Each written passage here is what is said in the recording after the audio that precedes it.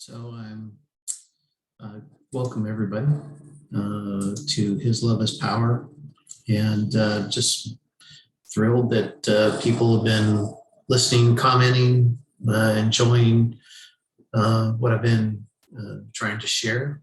And so I feel this has been on my heart to share this for quite a while, and so and it was driven home actually dramatically. Uh, Over the weekend where I was sitting on a beach enjoying God's creation with two of my grandsons. And one of my grandsons asked me, "Have you always been a Christian?" And what's interesting is that's what this podcast, video blog, whatever it is about. Um, I grew up in Marysville, Washington, and had just awesome parents, sister of 13 months younger than me. And I grew up when Marysville was a small community, in a good home, good parents, and a great environment. And I was blessed. And at about 10 or 11, there was this little Grange Hall in Marysville, just outside this kind of this outskirts of Marysville, that was a Presbyterian church was using. And somehow I got invited to go to it. So my mom and dad would take me there. It was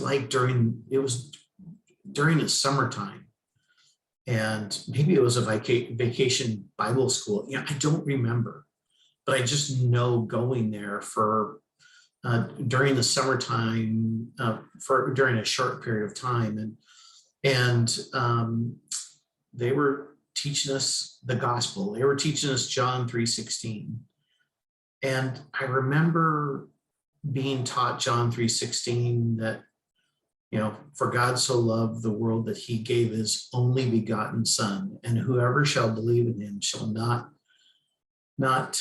die, but have everlasting life, and shall not perish, actually, not have everlasting life. That was the verse that they taught us.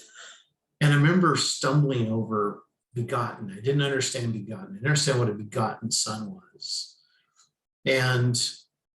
But at the end of this, they gave you a Bible. And I remember it was given to us on a Sunday, and mom and dad and sister were there, and I was given a Bible.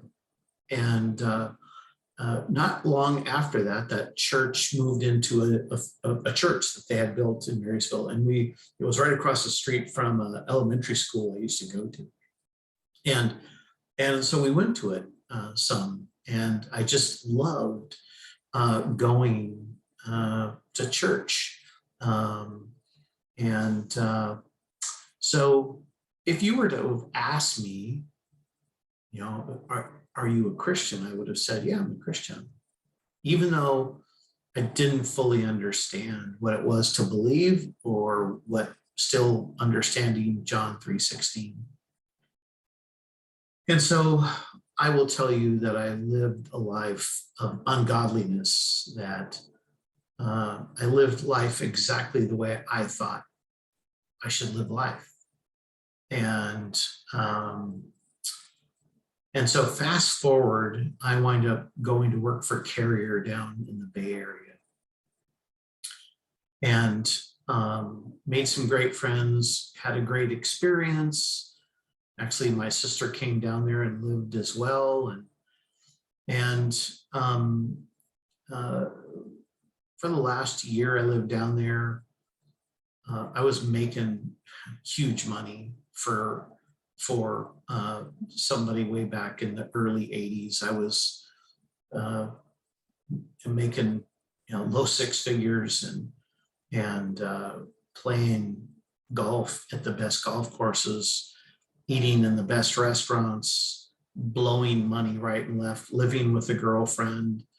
Um, and by all of the world's standards, by all of the world's measurements, I had the world by the tail. I was living life to the fullest. There was nothing that I couldn't do, that I felt like I couldn't do, couldn't enjoy.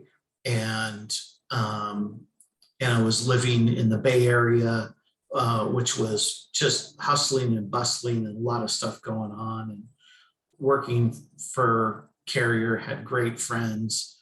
And by the world's standards, I had money, I had a hot girlfriend, I lived life the way I wanted to.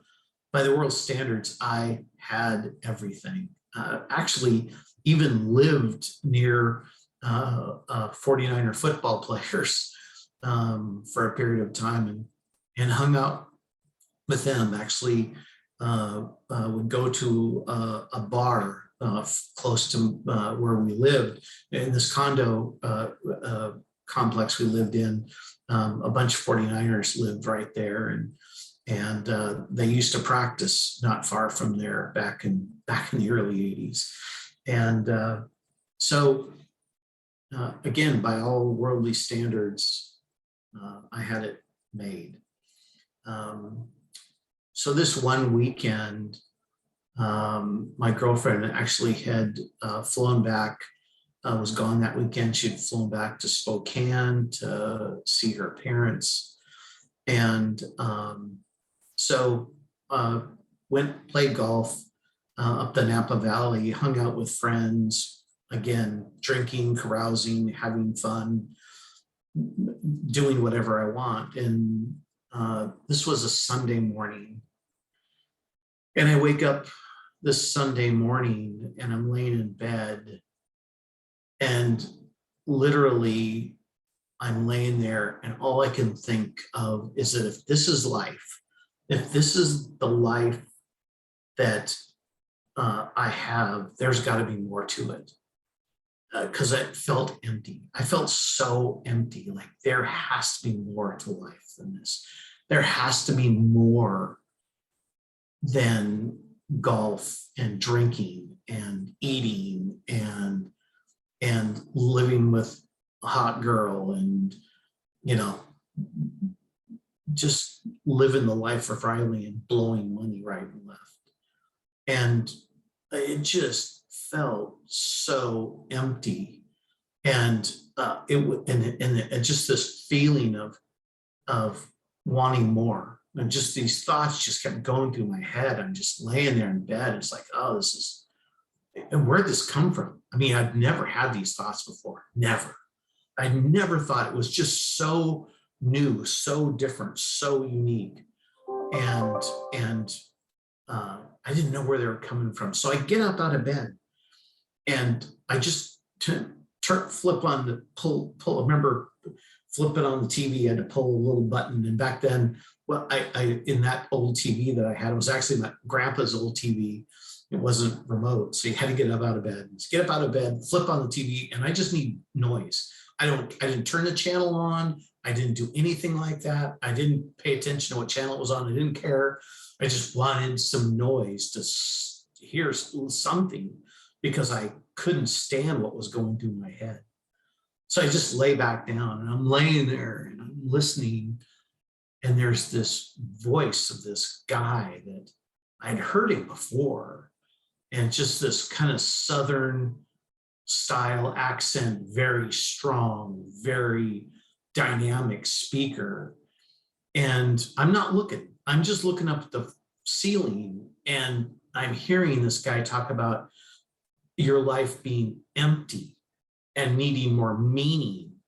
And it's like all of a sudden, it's like the exact words and feelings I was thinking about, this guy is literally talking about. Like, what is this? And I'm still just kind of laying there thinking, that's weird. And then he starts talking about John 3:16, how God so loved the world that he gave his one and only Son. And it's like, oh, it's the only verse in the Bible I knew. One and only Son. And he talked about Jesus. And he shares the gospel, how Jesus came to save us. Not only to save us, to take us, so we can live with him in heaven forever, save us right now from our own circumstances, from where we're at right now, and to give us meaning. And I'm like, yes, that's what I want. I want meaning. This, because I'm doing this my own way, and I'm not getting any meaning out of this life. There is nothing that I feel I'm getting meaning from. And so I sit up, and it's Billy Graham, probably the most famous evangelist of all time. And he's talking so powerfully about John 3:16. It's the only verse I know. He's talking about having purpose and giving our life over to God, and not having a life that's empty. And I'm like, I'm all in. I understood that for the first time in my life. And I realized that it was God that put those words in my head. It was God that was talking to me. You know, you only come to God through God. It's him, it's not you, just for the record. And I get out of my bed when he's done with this, and he's like, you know, come to God, you know, and talk. And so I got out of my bed, I got down on my knees. I'm on my knees on the corner, on the side of my bed. And I'm just like, I remember saying this to God. I remember going, Jesus, I give my life to you because I'm running it my way and I don't like it. It doesn't feel good. There's got to be more to this life. And if you have more for me, I'm all in. I'm all in for what you have for me. And I'm good with that. And Jesus took over my life. And I wish I could tell you I lived a perfect life, because I far from still living a perfect life. God doesn't work that way, but he gave me a different spirit that moment. And I started to live a different life from that moment. God changed me, and Jesus changed me. When you put Jesus into the equation, he changes everything. And he changed my entire life. It felt like God had, I've said this before, grabbed me and just went, okay, come on, let's go. So I'll give you a little snippet. Within a month of that, a great friend of mine who was not a believer, and I didn't tell anybody, the only person I told I had this experience with was actually the girl I was living with, who was a believer. But I knew in my heart that I couldn't stay down in California anymore. I couldn't stay in that environment because it was just full of evil, and I couldn't stay there. And this good friend of mine that I work with walks through the door in my office within a month and hands me a copy of something that his dad had sent to him as a job opportunity up in Washington State. And he goes, I know you've talked about wanting to move back to Washington lately. And he goes, I interviewed for this job and they gave me the job and I'm not going to take it. And he says, I thought of you.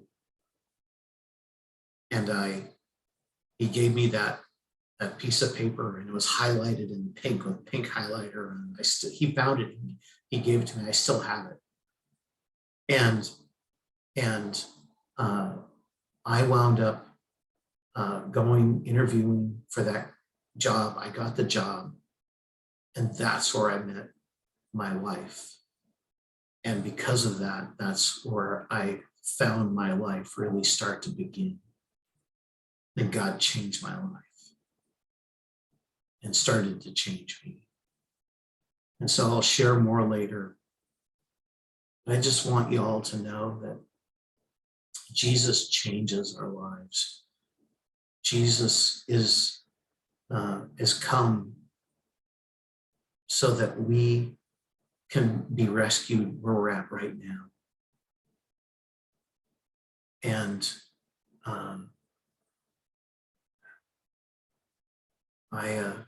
I owe everything to Jesus. And so, was I always a Christian? No. Have I always acted like a Christian? No. And do I still act like a Christian times? No. But I love Jesus, and he changes me day by day. And he can change you too. And so I just felt it was important to share my story of how I come to know Jesus. And I thank Billy Graham for his ministry. And to this day, I still love to listen to Billy Graham and have him talk and share his great callings of people to Christ.